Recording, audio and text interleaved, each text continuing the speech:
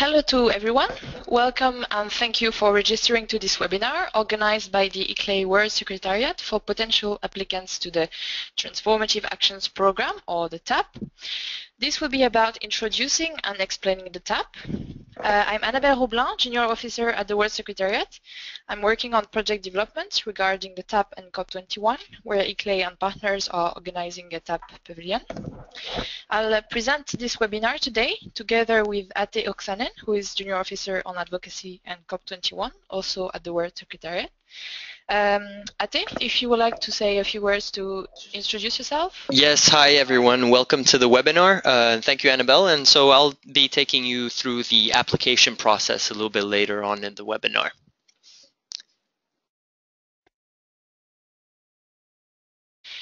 Just a few words on technical matters. So first of all, you will be muted for the whole duration of the presentation, and then afterwards we will have a question and answer session where you will have the opportunity to be unmuted if you want to ask your questions to us. In the meantime, during the presentation, please feel free to type your questions in the question box that you should be able to see on your screen, your interface. And so, of course, we will answer them at the end of the session. So enjoy the webinar. So let's start with the outline. So, as I said, the webinar today will last approximately an hour with, first of all, a 20 to 25-minute presentation, which will take you through the TAP, introducing and explaining the concept of the TAP and its meaning for ICLEI's work and strategy, the content of the program, that is the 4 pillars of the TAP, and then some general information on the TAP 2015 application and selection process, that is the selection of TAP projects in the run-up to COP21 next December. So this will include information on the timeline of the process, on the selection criteria, on the application form, and finally on the selection process. And then the second part of this webinar will be, as I said, a question and answer session where we will answer your questions. So as a complement to this webinar, we will also send you afterwards a link to a presentation given by Yunus Arikan, who is the head of Global Policy and Advocacy at ICLEI. This presentation will give you some more background information about the international climate negotiations process and ICLEI's advocacy work in this context. So first of all, what is the TAP? So the TAP is a 10-year program, the purpose of which is to accelerate the implementation of climate actions of local and subnational governments, both in the pre-2020 and in the post-2020 phases, while raising the level of ambition at all levels, local, national, and of course international. More specifically, the TAP will seek to improve access to existing capital flows to cities and regions, and also to catalyze additional capital flows, both from public and private investors. So to give you some more background information on the TAP is a response to a previous attempt by local and subnational governments to push for a 10-year action program to be adopted within the UNFCCC framework.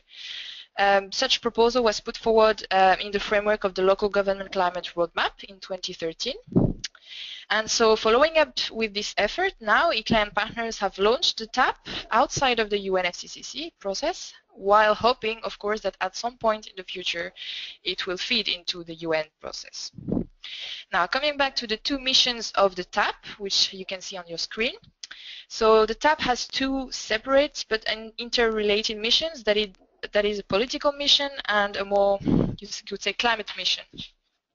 Regarding the political mission, the TAP is supported, and that's a key aspect, by ICLEI's role as a key actor representing cities and local governments in the UNFCCC negotiations. And so in this context, the TAP will advocate for better and quicker access to larger amounts of climate finance for cities and regions. Why? Because as we know, this is where climate change can be tackled effectively, and because effective climate action at all levels has become urgent given the challenges linked to climate change, but also to increasing urbanization. And so importantly, by engaging in the TAP and putting forward proposals of transformative action, local governments and the networks will pursue and intensify their efforts to bridge the gap between negotiations and the implementation process. So this leads us to the climate mission of the TAP. That is that the TAP aims to mobilize cities and regions to design these transformative and bankable climate actions. And importantly, it aims to assist the pre-brokering between subnational authorities and financing bodies where this is possible. So before I continue, let me just clarify what ICLEI partners can do for cities and regions through the TAP. So the TAP can offer visibility to submitted projects, both through the pavilion and the online TAP platform, which I will talk about later on. And also, it will offer the opportunity to engage more directly with representatives of the financial and business sector, who will also be invited to the pavilion. Regarding the application process, we can provide here at the World Secretariat assistance in filling in the form, that is answering any question that applicants may have on the form, on the process, etc., but also providing feedback to enhance the quality of the application once it has been submitted, providing translations. So for now we have English and French, but Spanish and a few other languages are in process. So what we must say on the other hand is that the TAP cannot guarantee the funding of the projects. As I said previously, the TAP can only assist in the pre-brokering between local governments and financing institutions. But really, what applicants should be aware of is that the key bonus of the TAP is really the fact that it is supported and backed by ICLEI's key political role as the focal points of the local and municipal authorities constituency to the UN FCCC. ICLEI really represents local and national governments and defends their interests in this framework, and so together with TAP partners, ICLEI has a strong advantage as a facilitator of this process, of this pre-brokering process between cities and financing institutions. So now if we look clearly at how this will be achieved, so the TAP will rely on two processes. First of all, a process of mobilization of key actors at the local, national and international levels, and a process of visibilization showcasing the climate actions already being implemented, but also of course the potential, the local climate potential. So this will be done drawing on already existing tools such as reporting platforms. Also the TAP, as I said before, will develop its own tools, and so this means like the TAP online platform, which you can say is an online registry of climate ambition, and then the TAP pavilion, which will be organized each year at a conference of the parties to the UN FCCC, starting this year at COP21. The TAP will really guide ICLEI's work with and for cities and regions over the next 5 to 10 years. And so ICLEI will be able to better connect its cities to funding opportunities. And so really the TAP will also contribute to ICLEI's political agenda, both towards but also beyond COP21. So if we look closer at the content of the program, so here you can see the 4 pillars of the TAP. If we look first of all at the TAP project pipeline, this is the process by which every year up to 100 TAP projects are selected in the run-up to the annual UNFCCC COP and presented during the COP, starting this year at COP21. During this process, cities and regions are actively mobilized to apply to the TAP and then supported in their application by the TAP team here in the World Secretariat, but also by regional offices. So as you may be aware, this pillar is already underway since application started in early May. So we will talk about the deadlines later on. Regarding the TAP platform, so before the COP, all projects submitted by cities and regions will be featured on this online platform in a unified format. The purpose of this platform is to centralize projects to make them more visible and to enable financing bodies to have access to relevant information about this project and to consider financing. So if we look at the third pillar, the TAP Pavilion, this is, you could say, the physical component of the program. That is the space where the selected TAP projects will be presented to national delegations, to international donors, and to financing agencies, both from the public and private sectors. And so this will happen during the COP. So last pillar is the TAP advocacy for accelerated climate action. This advocacy work will build on previous achievements in local climate advocacy, and it will seek to diversify and to strengthen it in various ways. So of course it will raise awareness of the potential of transformative subnational climate action. It will deepen the dialogue with national governments, promoting effective vertical integration between different levels of government. It will reinforce the engagement with international and national funding bodies and development agencies. And it will also continue the coordination of information sharing and debates on local and subnational climate finance. So really the key aspect of this advocacy work in the framework of the TAP is that it will create an essential interaction nexus with between all levels of government, and yes, and engage really with financing bodies.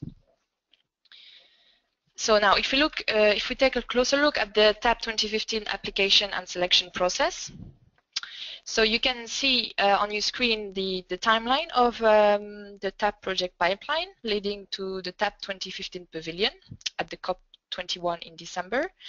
So as I said, applications started early May. There are 3 deadlines for submitting a TAP project: 15th of June, which is already passed, 15th of July, 15th of August, and so be aware that we will not accept further applications after the 15th of September. The selection process will start in August, and we run in September as well. And so successful applicants will be notified in October. And finally, the 100 projects will be presented in the pavilion during the COP21 in December. So regarding the deadlines, these deadlines are independent from one another, which means they are not connected. You can submit your project at any of these deadlines. Only if you would like to receive feedback, it's obviously the earlier the better. You can also submit several projects, of course. Right, so if we now look at what is a TAP project. So first of all, we refer to 2 different types of projects. First, so on the one hand, fast-track transformers, and on the other hand, post-2020 transformers. So they differ in 3 different respects. So first of all, the stage they have reached. That is, either they are already fully designed with a clear budget, a clear action plan and management structure, or they only have the concept defined. In terms of the needs identified for enabling the implementation of the project, so either the project only needs financing through investment or grants, or the project requires not only finance but also additional advice and expertise in terms of capacity building, strategy development, technical and financial advice, etc. Finally, regarding the implementation period, either the project will be ready to be implemented before 2020 or after 2020. And so applicants can apply for both types of projects from now on. There is no restriction on this. So if we look at the selection criteria looking at the overall distribution of the 100 TAP projects, 5 criteria will be taken into account. So first of all, the level of transformative potential, which I will define in the next slide. The regional balance, that is, we're looking that the 100 projects overall are distributed fairly equally between the north and the south. We are looking for a balance of mitigation and adaptation projects, for a sectorial balance as well. So projects in transport, in energy, in biodiversity, in housing, etc. And finally, we are looking at how informed the different applications are. So this is the transparency criterion. Now, if we look at individual the selection of individual projects. So the key aspect really is that project should have the potential to transform society. And so what this means is that the project should be ambitious, cross-cutting, and inclusive. So you can see that these three criteria are defined in the table. What we mean, first of all, by ambitious is that the project can be either a first-time project that will benefit a large proportion of the population, or it can be an existing project that would be scaled up to benefit an even larger proportion of the population. In terms of the cross-cutting criterion, so we look at how different communities will benefit from the project, how different types of resources will benefit in terms of management, so sustainable energy, air quality, land use, procurement, etc.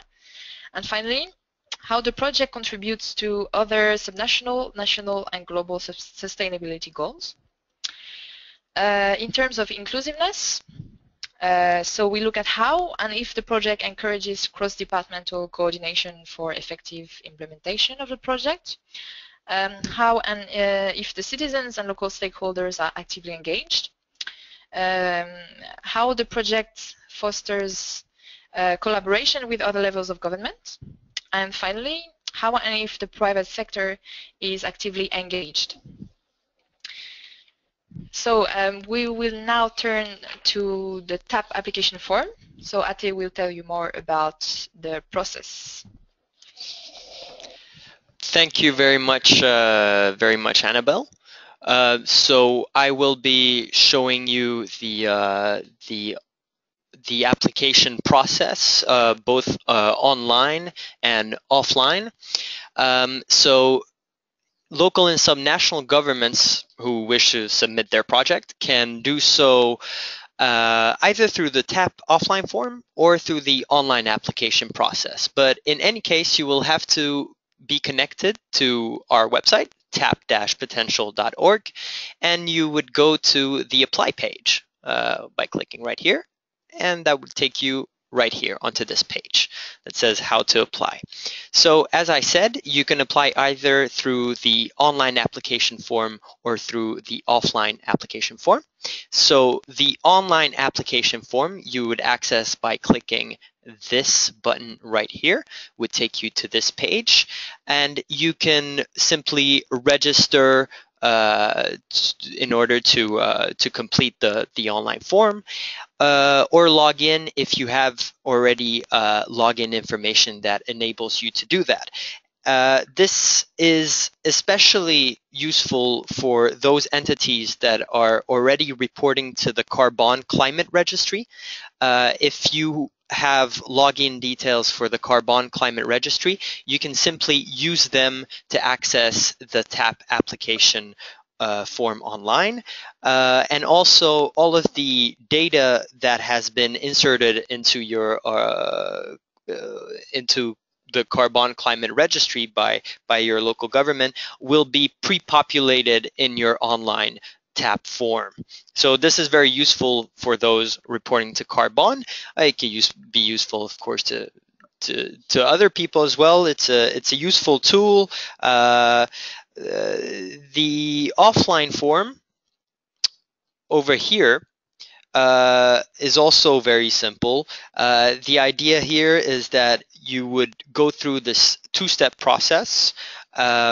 You would download the application form right here by clicking this button. And once the form is filled out with all of the details, it should be submitted in this second step over here, where you insert some basic information, and then you would upload your application form by clicking this button right here. Now, you'll notice later on when we go through the application form that you'll be required to attach some supporting documents, such as inventories of greenhouse gas emissions, for instance. We recommend that you compress all of these supporting documents into one single document, and you upload this onto the website by clicking this second button right here. And then once you're done with all that, you just press submit. So just some information about the website as well. For now, the website is available, of course, in English, in French, in Spanish as well. We are working on a Portuguese translation of the website, and very soon we will have the entire application process available in these 4 languages as well. Now, let's have a look at the offline form that you would have downloaded on the website. You should also note that the offline application forms that are submitted via the website will also be uploaded onto the online application system by us here at the World Secretariat. So applicants who choose this offline option will also be given login credentials to access and edit their application later on online. And of course, only the TAP team and the applicant will have access to the submitted information. Now, finally, the TAP offline form. Unfortunately, we don't have time to go through all of the fields. You will see that there's quite a large number of them, but I will take you through the main sections, and I would also like to take this opportunity to stress that the form may seem somewhat lengthy, but it has been diligently designed to minimize the workload of applicants while still capturing the type of detailed information that would interest the financial institutions that would be looking at your projects. So the TAP application form is composed of 6 different sheets, of 6 different tabs. The first one is the README sheet with instructions that the applicants should read carefully before starting. So there's some information about what you will find here in the application form. Please note that the green sheets, the green tabs right here, are all mandatory. The only non-mandatory tab is the blue one, the last one here, the applicant commitments one. You will also see that some of the fields are marked with an asterisk. So these are the required fields. Some fields have drop-down menus, like this one. And so there you would have to choose an option. And other fields, you would simply have to type in your information. The fields in italics, so let's look for one over here, for instance. They are there to collect complementary information. So they're definitely not mandatory, but they will enhance the value of your application. The more detail you have, the better the application is. So let us go to the next tab right here. This is called the registration tab. So this is basic information about the applicant, the contact points, the TAP contact point, the liaisons, and at the very end, the terms and conditions. Now, only the only real condition is that you agree that the information provided in the following tab, called the TAP Overview tab that we'll be looking at, will be made public on our online platform that Annabelle talked about, that will be showcasing the applicant projects. Also, there is a possibility to indicate if you would wish also to register to the Carbon Climate Registry that we talked about earlier as well, which is the world's leading reporting platform for local and subnational government climate action, as some of the information included in this application form is the same as you would find when reporting to the Carbon Climate Registry. Now, let's take a look at the following tab, which is the TAP Overview tab. This is the most important sheet in the entire form. This captures the transformative potential of your project. So here you would really have to provide information that would sell your project in a way, and this is the information that, like I said, would be made public on our online TAP platform. The idea here is to help with our selection process and the first screening process. And here as well, just to show you, you will have drop-down menus like here to choose whether it's a fast-track project or a post-2020 project, and then other fields where you will have to manually type in your information. So yes, so this is an important tab, but let's move on to the next one. the applicant profile. So this this sheet is giving background and contextual information about the applicant government. There's geopolitical information, socioeconomic information provided about the local government that is applying, but also information on the government's climate ambitions. The sectorial information that is requested here, well, we invite the applicant to provide the information for the sectors that are relevant to the local government's activity. The project profile, this is the next tab. So here you will need to fill in some core and some detailed information about the project itself, about the concept of the project, about the management structure, and more detailed information on the transformative potential of your project. So for instance, we'll be looking at the co-benefits of the project in terms of transformation. So here again, the applicant only fills in the applicable fields to their project. So climate, you'll be asked to provide information about the climate potential of your project. So this is applicable whether it's a mitigation or an adaptation project, and about the technical and financial feasibility, of course, of your project. These are this is all important information that financial institutions will be looking at. And here you will be asked to provide some supporting documents. Here you see it says upload document. So these are the documents that we would ask you to compress into one single file and then to upload onto the TAP website as I showed you earlier. Now onto the last tab. This one is the non-mandatory one. So this is the commitments, the climate commitments of the applicant government. So if the local government council has decided on specific climate targets, either mitigation or adaptation, the applicant can report them in this sheet in order to show how the project submitted to the TAP can help reach these targets, or how the commitment itself can be transformative. So as indicated earlier, once you have completed this offline form, you would go back to this page on the website and you would go to step 2 and submit it by clicking this button right here, and then the supporting documents would be provided by clicking right here. Now that's pretty much it on my side. Just as a quick reminder, the next deadline is on July 15th. The last one is on August 15th, and no more applications will be accepted after September 15th. So I'll hand it back to Annabelle to finish the presentation.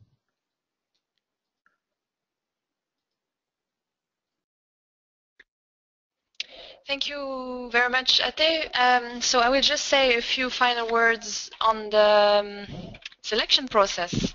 So the selection process is still, the guidelines are currently being developed, but what we can say for now is that two main entities will be involved, the TAP project selection panel, the expert committee, and so the principle is that each TAP partner is going to appoint a representative to sit in the project selection panel, and also an expert to sit in the expert committee, and so the expert committee will make recommendations to the selection panel.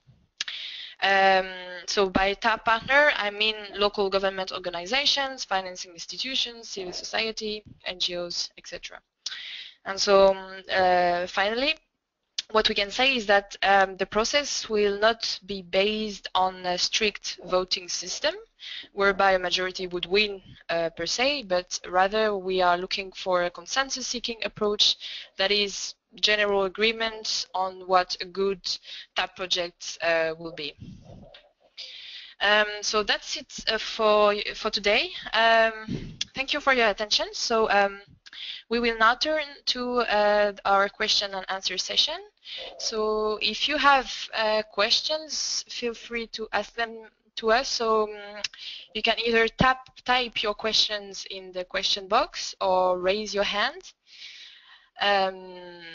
You should be able to see on your interface this raised hand sign icon. And so if you also would like to share with us your plans, if you have an idea of a project that you would like to submit to the TAP and you would like to discuss it with us further, you can also, of course, contact us directly. You can see on the slide the contact of Marie-Sophie Beyer, who is the COP21 TAP coordinator, and several email addresses according to your request, whether it's about the TAP more specifically or the pavilion more specifically. So yes, if you have questions now, please feel free to ask them.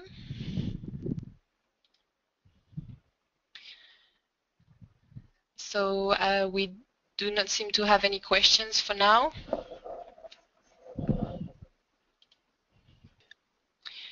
Right.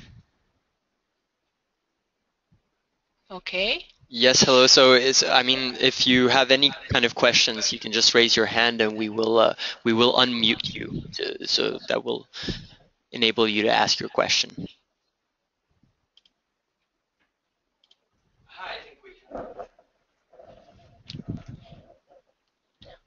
I believe we have a question from Alba. So hello. Okay, we are currently involved in a climate adaptation planning program guided by a program called Climate Solutions University. Would this classify as a TAP to apply? So my first reaction here, without of course having any detailed information about the project, is yes, it sounds like something that would be appropriate. I mean, in terms of the transformative nature of the projects, we're looking at a wide range of possibilities, including education projects, and like we said, they can be adaptation or mitigation. So definitely this climate adaptation planning program, I mean, it sounds like something that could work for us. I don't know if Annabelle has something maybe to add. No, just maybe Alba, if you would like to precise your question so that we can maybe evaluate in more detail if the project would be suitable. Yeah, well, we can unmute you right now, so I'll do that right now. So Alba, can you hear us? Can you hear me? Yes, we can. Okay, perfect. I wasn't sure if my computer would work on the audio, and I couldn't find the like the US friendly number to call in, so I apologize for that. No, it works perfectly. Okay, great. Yeah, so my name's Alba. I work for a small nonprofit organization, and we are heading up a local sort of county climate adaptation planning program. We're sort of halfway through it right now. And essentially, by the end of this year, we will develop and publish a climate action plan. And in that, we will have identified specific risks and possible solution or adaptation strategies that we will recommend. So it's a very, very general project, and hopefully by the end of it, which will be in November, we will have more specifics on what we are trying to initiate from the research of this program. So that, and I'm sorry, also I missed the first 15 minutes of this, so I'm sorry if I missed some details, but yeah. No worries. In any case, we are going to share the recording of today's webinar, so no problem. Yes, so it sounds like your project could qualify as a post-2020 transformer, if I understand correctly, that it's for now in the planning phase.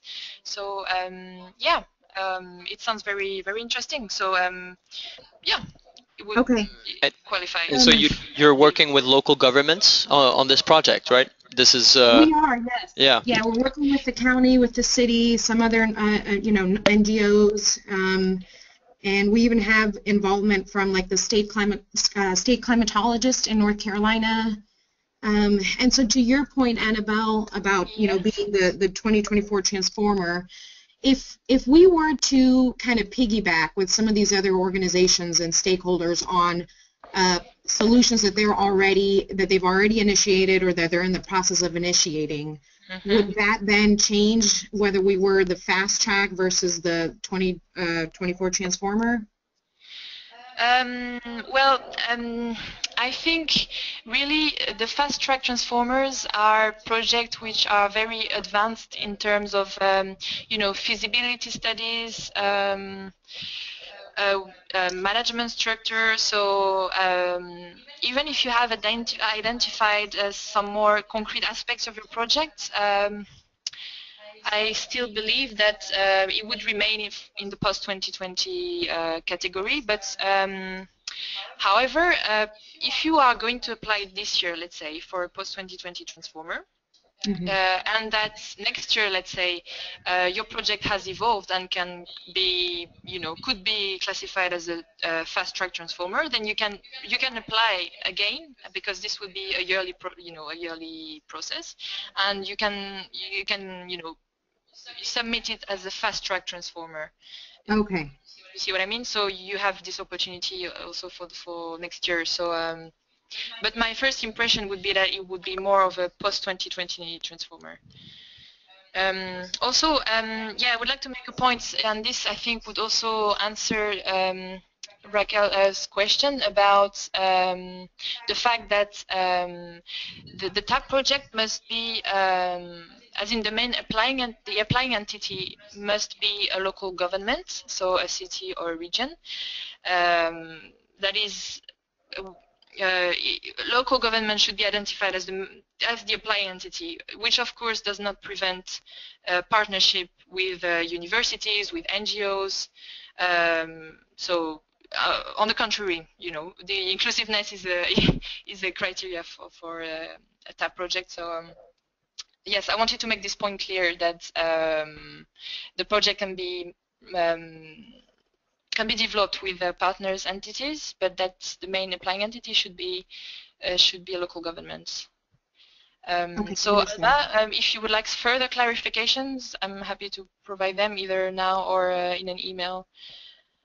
If we have time, I do have another question, if it's okay. Right, okay, yeah, sure, we have time. Okay, great. So my other question would be, the main goal of applying or being part of TAP, is it mostly to help get the word out about what we are doing, and then thus get more support? Is that the main goal, or would there also be opportunities to applying for separate funding for some of our initiatives or anything like that, or technical support? So the main goal of the TAP really is to be able to connect cities who have these transformative projects with financing opportunities, basically to connect the needs for finance with the available sources of financing. So this is the primary goal of the TAP, and so that will be achieved through the TAP platform and the TAP Pavilion more specifically. And so of course it does not prevent you to apply if you of course would also like visibility for your project, because these will be also very good opportunities for this. Your projects will be on the online platform for the 10 years of the program. And as I said, you can apply this year, you can apply next year, and you have several occasions to present your project in the pavilion each year, I mean, if your project is selected. So does that answer your question? Or? Yes, perfect. Yep. Okay, great. And that's all I had. Thank you, guys. Right. Thank you, Alba. Thank you for your questions.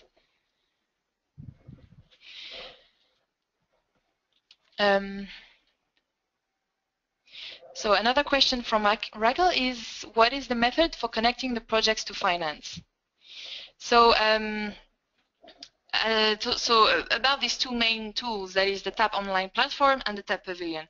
So regarding the TAP Online platform, this platform will be accessible, of course, and will be advertised as such to financing institutions that we have identified, and we are going to identify over the next few months, so that they can, they will have access to your project profile online and be able to consult, the information on your project that are relevant to them. So that's for the TAP online platform. Regarding the TAP Pavilion, so the principle is that we will be, after the selection of the TAP projects, we will target our invitations to financing institutions such as the principle is basically that we would target invitations to specific TAP sessions where TAP projects will be presented, but they will only be invited to sessions that are relevant to them in terms of their financing priorities, in terms of their sectorial interest or regional interest. So typically there will be at the TAP Pavilion, if your project is selected, you will have this slot, speaking slot, if you want, to present your project, so maybe 10, 15 minutes, a short presentation, finance relevant representative from the financial sector will be there. And afterwards, we also have planned in the pavilion a smaller workshop room, you could say, where you have the opportunity to discuss further with the interested financiers that listen to your presentation. So that's typically how it would happen. So I hope this answers your question, Raquel. Maybe you would like to react on this. So we will unmute you. Right, so can you hear us? Hi. Yes, I can hear you. Hello, hi. Hello. Yeah, that's great actually, and that gives me kind of all the detail I need on that. But okay. What kind of finance institutions are you engaging with at the moment? So a few, so both public and private. Business sector will be involved as well, but key actors that we are working closely with are the actors involved in the Cities Climate Finance Leadership Alliance. So AFD, the GEF, a few other of these institutions. So as I said before, we have identified them as partners, and we will really reach out to them more specifically once projects have been selected. I mean, of course, they will also be involved in the selection process. But yes, that's the institutions we are thinking about at the moment. And so, yeah, these would only be regional development banks, for example. So that's, projects everywhere in the world can find relevant financing partners, of course. Yeah, yeah. Okay, thank you. Thank you for your question, Raquel. Thank you very much for the webinar. It was useful. Okay, great to hear. Thank you.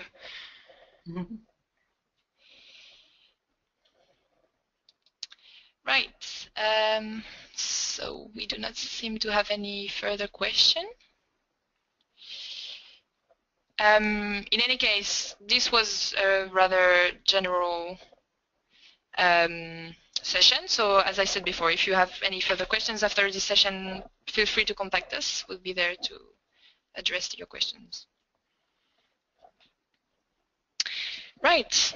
So finally, I just have to thank you very much for participating in this webinar, and yeah, we are looking forward to receiving your TAP project, So yeah, thank you very much, and we